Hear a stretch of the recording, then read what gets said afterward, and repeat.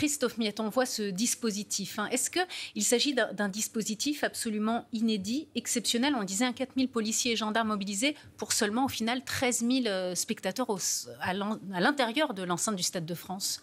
C'est 4 000 forces de l'ordre mobilisées, c'est vrai.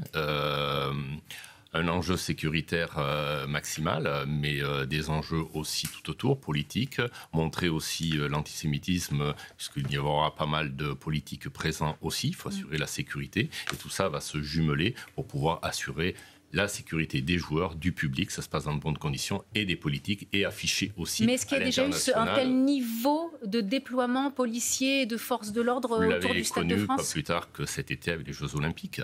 C'est un gros déploiement pour essayer de geler toute action illégale ou criminelle possible. Christophe Miette, comment ça se passe, la collaboration avec les forces de l'ordre israéliennes qui sont là aussi pour encadrer l'équipe nationale ? C'est un travail en amont qui se fait avec les différents services, entente avec les services de coopération de la police au niveau international. Maintenant, des gens ont l'air choqués de cette sécurité assurée par Israël. Il faut savoir que ça se fait. Il y a eu une histoire sombre au niveau des Jeux Olympiques de Munich, donc il y a tout un suivi également, mais ce n'est pas le seul pays qui fait venir sa sécurité. Vous avez d'autres pays comme les États-Unis, par exemple. Donc la France a l'habitude de ce type de sécurité et fait avec, et ça se passe de façon, j'allais dire, somme toute banale et de façon correcte, systématique, chaque fois qu'il y a de tels types d'événements. Pour les Jeux Olympiques, ça a été la même chose cet été. France-Israël dépasse le sport. Vu les événements qui se sont passés les dernières semaines à Amsterdam et depuis le premier trimestre, depuis janvier, l'augmentation des actes antisémites, plus de 192% d'infractions d'actes antisémites. À l'heure actuelle, cette rencontre a aussi un caractère politique et aussi montrer, si je peux me permettre de m'exprimer ainsi, le même pas peur. Et on est là pour revendiquer des idées et une force, et la nation française pour montrer qu'on a des valeurs et on tient à ces valeurs. En total accord avec ce qui avait été dit. Et pour rebondir aussi sur les actes antisémites, c'est vrai que nous avons de plus en plus de jeunes qui commettent ces actes-là.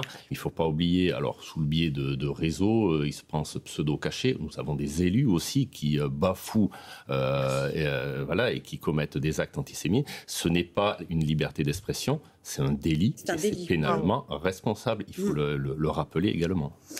Christophe Miette, est-ce que vous redoutez que, a priori, dans le stade, les choses sont très encadrées, mais qu'il y ait des débordements ensuite ? Oui, au niveau du stade, on ne va pas se mentir, je pense que c'est relativement très bien sécurisé. Maintenant, les 4000 forces de l'ordre sont sur l'ensemble de l'Île-de-France, de la plaque. Ça va être dans les métros, ça va être dans les parkings, ça va être dans les souterrains, ça va être aux abords d'immeubles ou de différentes rues qui ont été déterminées. Donc ça va être tout un maillage pour sécuriser tous ces alentours du Stade de France. Les sécurités sont particulièrement... extrêmement vigilante et assez tendue, appréhende énormément ce type de soirée. Appréhender, oui, vous avez après tout un contexte particulier qui a été décrit depuis le 7 octobre 2023.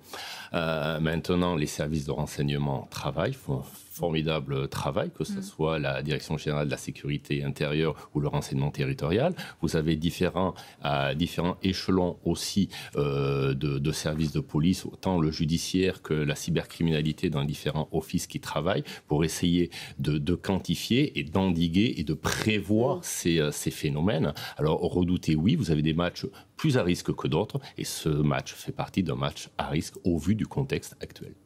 La doctrine d'intervention pour ce soir, pour les forces de l'ordre, comment doivent-ils réagir, par exemple, s'il y a des banderoles ou comment ça va se passer ? Alors déjà, concrètement, ça va être de la sécurité privée. Il faut rappeler qu'un stade, c'est un lieu privé. Donc, c'est de la sécurité privée, qui, bien entendu, qui va être appuyée par les forces de l'ordre et aiguillée et intervenir si besoin. Maintenant, ça va être des fouilles. Je ne sais pas ce que les stadiers vont décider s'il y a découverte d'objets dangereux, de fumigènes ou de drapeaux. Maintenant, pour revenir à l'histoire du drapeau, le drapeau en lui-même ne fait pas de mal. Maintenant, c'est le symbole, au vu des derniers retentissements à l'international, qui font que une décision a été prise de soutenir. Il y a deux équipes, on soutient ces deux équipes avec les drapeaux respectifs. Et j'allais dire, point. Voilà. L'enjeu est connu, les dangers sont connus. Tenter d'aller au-delà pourrait être risqué pour l'ensemble du personnel.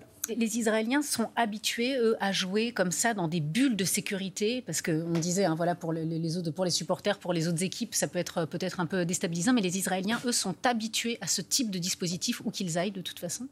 Oui, ils sont habitués à ce type de dispositif.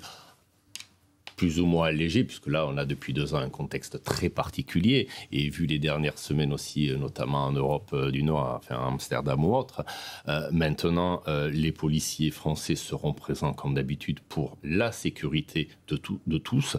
Le contexte aussi très particulier de la présence des politiques pour afficher un thème fort, à dire non à l'antisémitisme aussi, juste au lendemain des 9 ans aussi des attentats Stade de France et Bataclan. Donc le contexte est très fort aussi, un acte positif d'être présent pour ce soir, même si le sport, il est vrai, cette fois-ci, sera relégué au second plan. Et concrètement, ce soir, les itinéraires. Alors, il y a plusieurs itinéraires de définis. La France et Paris ne sont pas Amsterdam.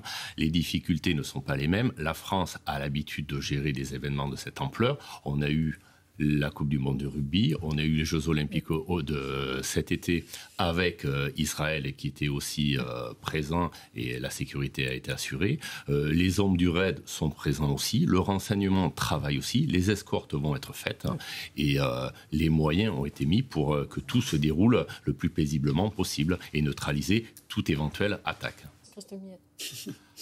Les moyens ont été mis en œuvre.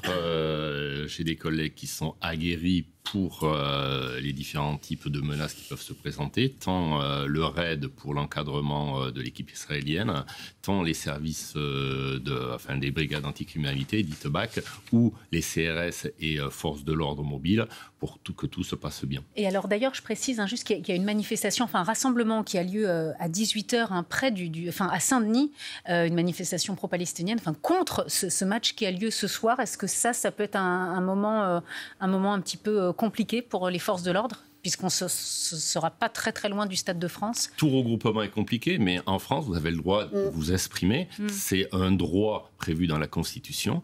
Donc, la France est là pour assurer les forces de l'ordre, la sécurité, pour que tous